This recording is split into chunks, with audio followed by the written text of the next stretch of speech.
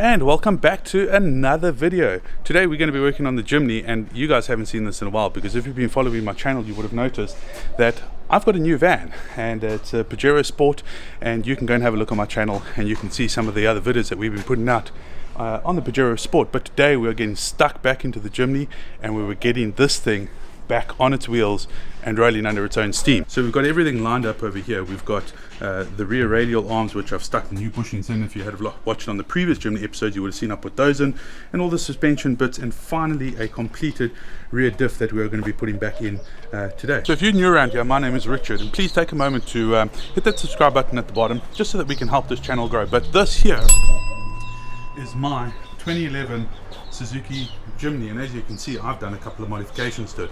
Underneath the bonnet I'm running an M16 from the Suzuki Swift Sport.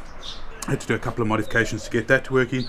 I've got about a 5.5 to 6 inch lift in the front here, combination of different suspension bits, custom front bumper that is looking like it needs a whole lot of TLC, some aftermarket rims, and at the back here, as I converted this to a bucky, ute, whatever you want to call it, after I had a bit of an incident a couple of years ago.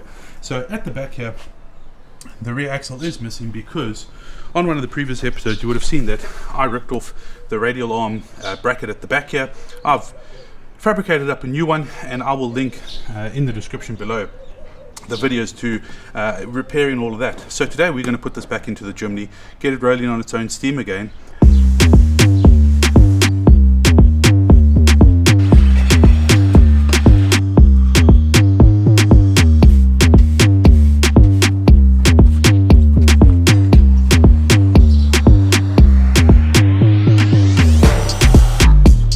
Made a bit of progress, and as you can see the rear axle is back in, but I must admit this really is a job for two people.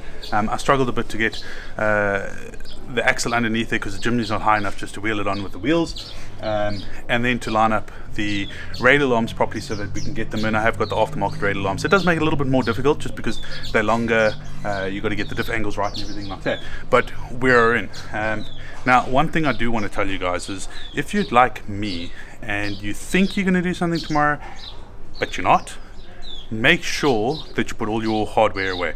I've spent the better part of an hour this morning cleaning up some of this parts. This I left lying under the Jimny. It was covered in rust, which you can see I've cleaned that up, but all these little things, when you go back to install it all under the Jimny, it just makes it so much easier if everything is clean. So one tip for today: make sure that before you get stuck into a project like this, putting it all back together, you give it a good clean, because you'll see over here as well, while I've been busy with the radial arm, all the sand and everything has fallen out from all the nooks and crannies underneath here as well. So if you don't want that falling in your eyes, make sure that you give it a good clean before you get started.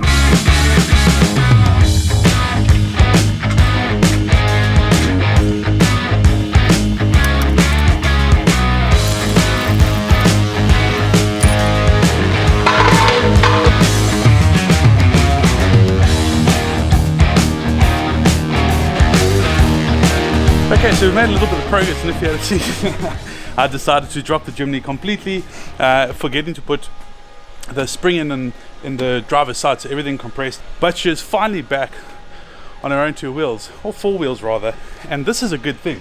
She hasn't been on her own four wheels in a good couple of months now. Now, I also haven't driven the motor, I haven't started her, I haven't idled her, I had the battery out. She was on a charger just to keep the battery going. So what you want to do is, if you haven't started a car for a very long time, you've got one of two options, three options actually. One is just go for it and hope for the best. Two is that you can either pull out the fuel relay, or three, you can unplug the injectors. And the reason for that is just because you want to crank it a bit, get all the oils back into the engine, just to lubricate everything up again. So I'm not going to go and look for the relay for the fuel pump. I'm just going to pull the injectors off quickly, give her a couple of cranks just to get the oil flowing again, and then I'm going to move her into a little bit of an easier position to work on, because I still do have to connect up the brakes, have to connect up the handbrake, still got to put the ABS lines in, put caster correction bushes in the back, a little bit softer, but I just need to make sure that I get that angle right and match up left to right.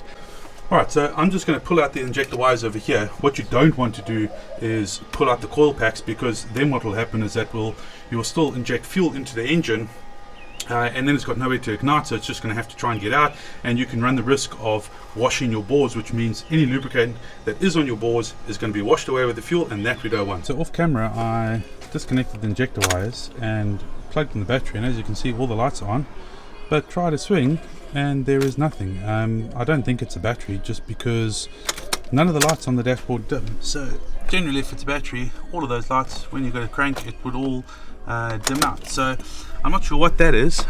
It may just be an earth or something like that, that from the car sitting, it's got a little bit of corrosion on it or something like that. I've also got a chip inside here that I've bypassed just because I thought maybe the chip was causing issues, but it's not that either. So I'm going to troubleshoot this a little bit, and then I'll get back to you. This is what we're looking at now. I've managed to pull out some of the random wiring harnesses that I had inside here. This was just an extra live cable. This here was a daylight running relay system, so ignition on, it would turn on with the car, etc, etc. Pulled everything out here, and what I have managed to find is that there is definitely corrosion on the starter motor, so I've sprayed a little bit of penetrating fluids inside there. I don't want to go and loosen anything and run the risk of breaking off the terminals on the starter motor, so I'm going to let that penetrate for the time being. In the meantime, I'm going to get back on the rear suspension. Let's get this done and dusted. Hopefully by the end of the day we'll be driving. Alright, so we temporarily have everything put in place. The rear diff angle is a little bit off, it's sitting a little bit too high for my liking, so there it is up against the transfer case, there it is against the back. So what I'm going to do is I'm going to drop the caster a little bit and get that joint over there to sit a little bit lower, so that my shaft is a little bit straighter. Alright, so up here we've got the OEM arm, here we have the right hand side arm, and I'll show you when I'm putting it back in what I did to make sure that I could get the caster correction. Then you can see I've got the bushes at the back here. So next up I'm going to lay this arm, which is for the passenger side, lay this onto the driver's side, put a couple of bolts through here, make sure that those can line up in this. So this is what I did to make sure that I could get everything in as it should be. So I just used the hydraulic jack, jacked the diff up to the point that I was happy with the direction of it, and then simply put one bolt in the front, one bolt in the rear, just to make sure, because I know that the distance from here to the front mount at the back over there needs to remain the same on both sides. And then just adjusted the caster on the inside the bushes. I just turned the little insert on the inside, turned it backwards and forwards until everything slipped in nicely.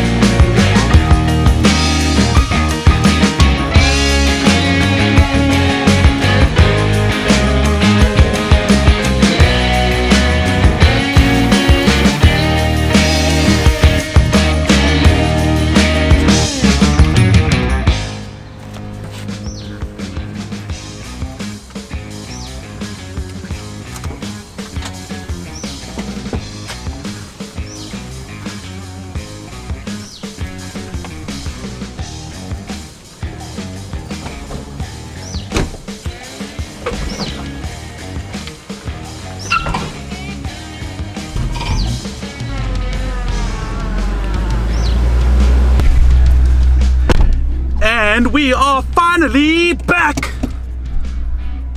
driving under our own steam. So it turned out that the rain had other plans for us, or at least for me, and it's been raining since I managed to get the rear axle in.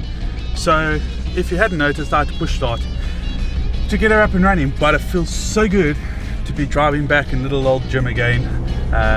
But this is where I'm going to end off this episode. It has been raining non-stop for the last 2 or 3 days, so I have not been able to get underneath and strip out the starter motor. I will handle that probably in the upcoming week when there's a little bit of sunshine and things have sorted themselves out. I did have an error code pop up on the screen, funnily enough, and put my scanner in and had a look at the scanner, and it turned out that it was the crank angle sensor. Reset that, and I think it was just because I had to jump start the car a couple of times. Actually had Lindy helping me, and she kind of forgot that when you try to jump start a car, as soon as the motor starts to turn, you can't just put your foot on the brake and not put your foot on the clutch. So it kept on dying out on us a little bit, but we are up and running again. And as I say, I'll pull out that starter, give it a bit of a strip. Hopefully I don't have to buy a new one. Hopefully I can give it a rebuild. But that's it for this episode. Thank you very much for watching. Hit that like button, hit that subscribe button, and we'll see you in the next episode. Keep well.